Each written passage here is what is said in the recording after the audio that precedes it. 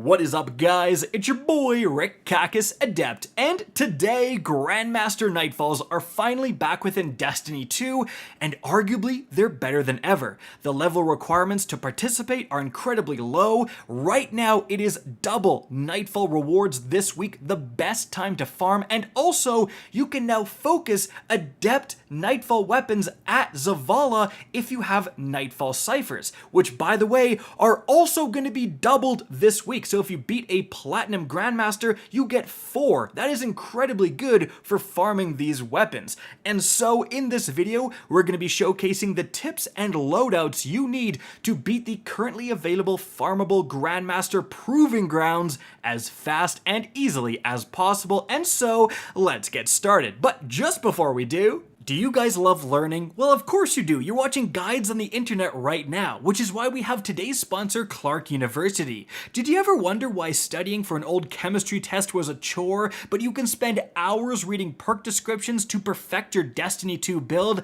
It's because when you learn something you're passionate about, it's not a chore at all. So why not pursue your passion in gaming and earn what Clark University has just introduced, the Master of Science in Sports and Esports Administration. Gaming is one of the fastest growing industries out there and has so many opportunities, especially within esports. Or pursue one of the over 50 programs available at Clark University, including a major in interactive media, game design and development, ranked number 3 in the world by Princeton Review, by the way, marketing, data science, finance, or mathematics education. And guys, this is going to sound crazy, but it's true. If you click the link in the description down below, you can apply for free by simply using the app fee waiver code KAKISHD, and you can get a 50% tuition scholarship for a limited time. Which means if you click that link, you can tell your parents you weren't just watching YouTube videos all day, you were looking at universities, and they'll be thrilled. So guys, make what you love your career and join the next generation of leaders with Clark University's Masters in Sports and Esports Administration program. Apply for free at clarku.edu/KAKISHD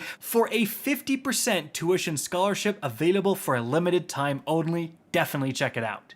Alright, now let's start here with the loadouts. And firstly, we have the modifiers that will affect them. So we have Unstoppable and Barrier Champions, we have Solar Threat, then we have Solar Surge and Strand Surge, and lastly we have Overcharged Sniper Rifles.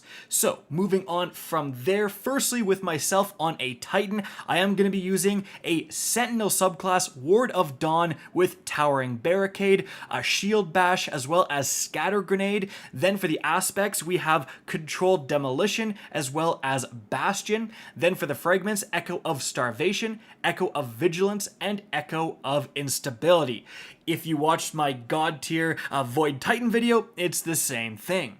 Now, as for the weaponry, first of all, to take advantage of the overcharged snipers, I have a Secession with the incredibly good roll of Reconstruction plus Firing Line. Now, moving on from there, I'm actually using a Doom of Chelchis. Because it's a Void weapon, it's going to trigger the insane seasonal artifact perks like Volatile Flow and Bricks from Beyond to get heavy ammo. And also, guys, really importantly, if you actually have Unstoppable Scout Rifle, as you can see in the bottom description, Scout Rifles are always overcharged when that modifier is active. So this Doom of Chelchis will be doing 25% more damage in the Grandmaster, which is amazing because this weapon is amazing. After that, I am using a Galahorn to take advantage of the extra solar damage, and to give my teammates' rockets a huge power boost. After that, the featured exotic is the Armamentarium, so I can get an extra grenade. Now, as for the armor mods, first of all, I do have a Void Siphon for orb production, Font of Wisdom, then Powerful Friends to help my team. I've got Double Void Loader and Firepower for more orb production. After that, Sniper Damage Resistance, then Harmonic Damage Resistance, and then Concussive Dampener. However, a Solar Resistance because of Solar Threat would be a good choice as well.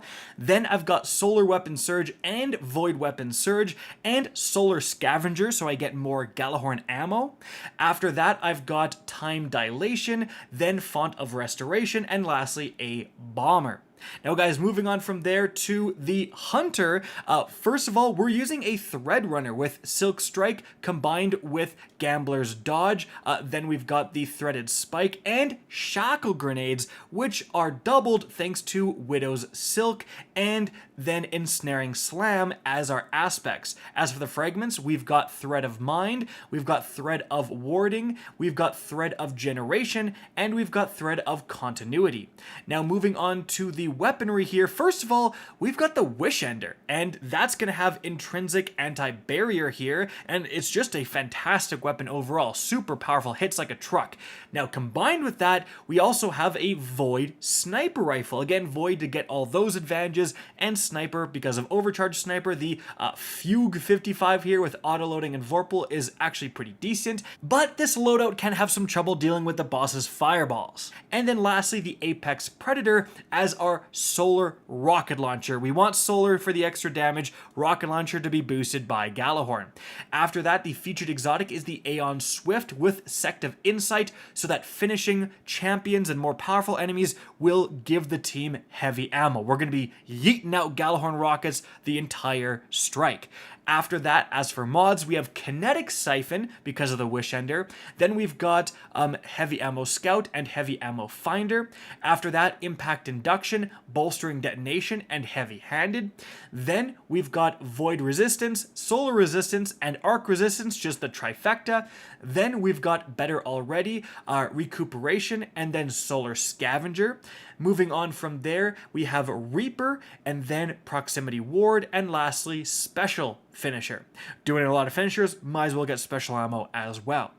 After that, guys, lastly, for the Warlock here, because it's Solar Surge, of course, we got to use the best Solar class in the game right now, which is the Well of Radiance Grenadier Warlock. So after Well, we have Empowering Rift, we have Celestial Fire, we importantly have Fusion Grenades. Then for the aspects, we have Icarus Dash, and then really importantly, Touch of Flame to make our fusion grenades insane, Ember of Resolve, Ember of Ashes, Ember of Eruption, and Ember of Mercy. Then guys, after that for weaponry, we do have the Arbalest to pierce those barrier champion shields, one of the best PvE exotics in the entire game, like so darn good. Then we have another Doom of Chelchis here. This worked really well for this run. And then after that, guys, we have a Hezen Vengeance, again, another great solar rocket launcher. Moving on from there, the featured exotic armor piece is, of course, the Starfire Protocol to get double fusion grenades. Now, as for the armor mods here, we have triple Ashes to Assets, so we get well just all the time. Then, moving on from there, we have a Void Loader, Heavy Handed, as well as Firepower. After that, guys, we have Harmonic Resistance, Void Resistance, and Concussive Dampener, probably should be Solar. Moving on from there, we have Solar Weapon Surge, Solar Scavenger yet again, and Kinetic Weapon Surge for the Arbalest. And then, guys, right after that, we have Double Bomber and then Time Dilation. Now, moving on from there, as for tips for the strike itself, first of all, when you just begin, you can skip all the enemies to your right by simply heading left around them on your Sparrow, as you can see, and then hopping up on the rocks right here. Just make sure you kind of turn to your right and get that one lingering unstoppable champion, as you can see right here. Then from kind of this rocky outcrop, you can just simply peek over and take out all the enemies with a lot of cover. Now, importantly, when the boss comes out here, guys, Bungie actually updated this guy so that now he stomps. Like, as you can see, he didn't stomp before, now he does. Also, as you can also see, he will teleport around the map. So really keep an eye on this guy and kind of expect him to appear behind you and pull a nothing personal kid. But once you do wound this guy enough, he shields up. Just remember to take down the shield. The easiest way is to stand directly between the boss and the shield generator. He will actually shoot just at his own shield generator instead of hitting you, so you're pretty much immune from that position.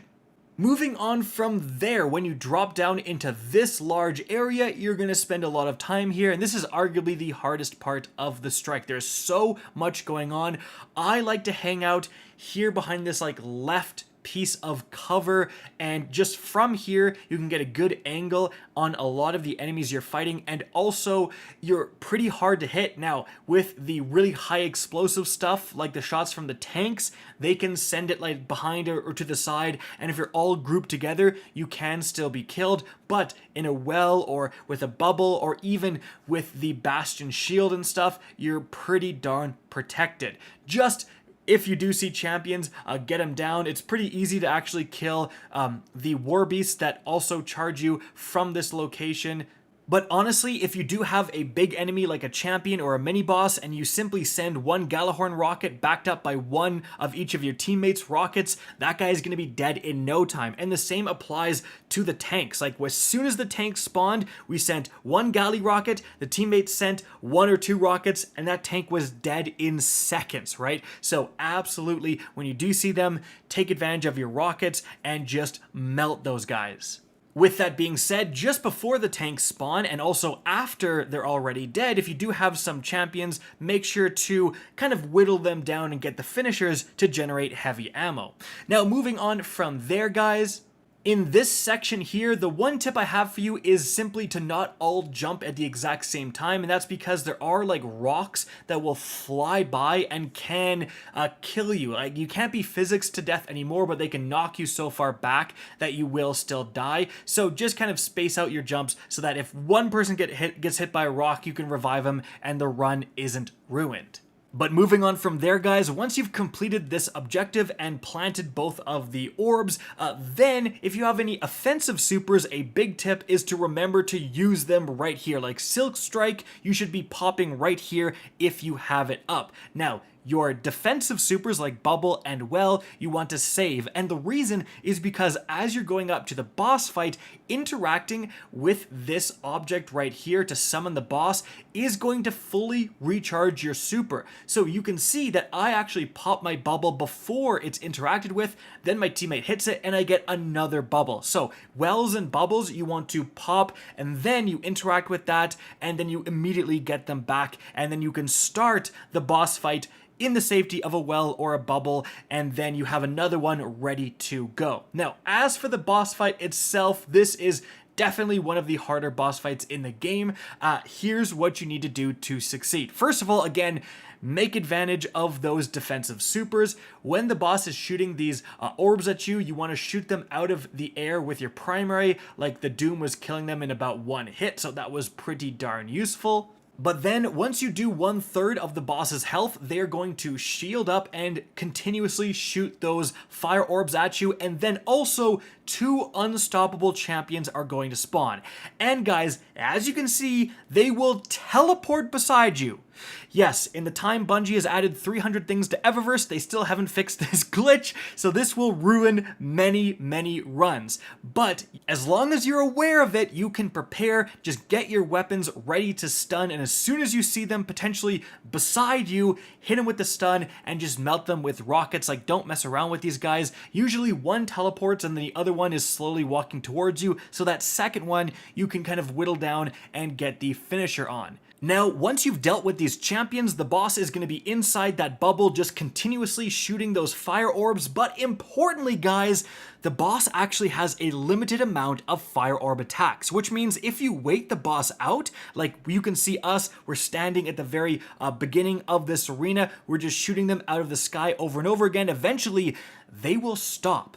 And this is the time, if you're going for the safest strategy, to then come up and destroy this shield generator. And then that's going to cause the boss to go into the next phase. She's going to go a little bit further back this time, and you have to get the next third of the boss's health down. Additionally, during this phase, more normal adds will spawn that you have to deal with. So do that, again, take the boss's health down by another third, and then she's going to jump to the back of the arena, shield up again, and constantly shoot those fire orbs. And yet again, 2 more unstopped champions are going to spawn, so make sure to deal with those guys first. But also, you can see that we're sticking to that like very back part of this arena. And that's because, as you can clearly see, like once you've dealt with the champions, the fire orbs actually can't reach you if you're all the way back here. They won't track you. So again, if you're going for the safest strat, you can simply wait back here until the fire orb attack wears itself out. And then once those are done, you can move forward and easily take down the generator. Just someone jumping up with a sniper can take it down pretty quickly. Just make sure she's on the opposite side so she doesn't stomp you. And then importantly, once you do take down this generator, we are no longer like hanging out in the back of the arena. We're moving to the front, and what we're now doing is going back and forth through this tunnel. So we're gonna break the shield, and then we're gonna go to one side, like pop a well so that we're safe. And then when the boss goes right up to us, we shoot a couple rockets, and then check it out, we dip. We just go through the tunnel, and now we're on the other side. So the boss is gonna walk all the way over to the other side. So when we see the boss, we shoot a couple rockets, and then we say, oh, she's here. And guess what? We go back through the tunnel to the original spot. So by going back and forth through this tunnel, you can avoid a lot of the boss's attacks. Like as soon as the boss is up on you, you're out of there. You're on the other side. And that's how you can really kind of avoid most of the problems within this final phase. Because if you were to stay in the place you were staying in the very back of the arena, the boss comes right up to you. Like in the other phases, she would stay some distance, but in this final phase, the boss will go right up to you and try to smack you and stuff. So again, going back and forth through the tunnel and kind of baiting her around to either side is going to prevent that from happening. And so guys, there you have it. Kill the boss and then you will get those sweet Grandmaster rewards. Guys, I hope you enjoyed this video and found it informative. If you did, please remember to help me out by simply rating and especially sharing this video. If you guys want to see more Destiny 2 content similar to this, don't be afraid to slap that subscribe button. If you want to get in touch with me and keep up to date with the latest channel activity, the best way is to follow me on Twitter at RickCacus, that's linked in the description down below. Again, I hope you enjoyed the video, and as always, have a good day.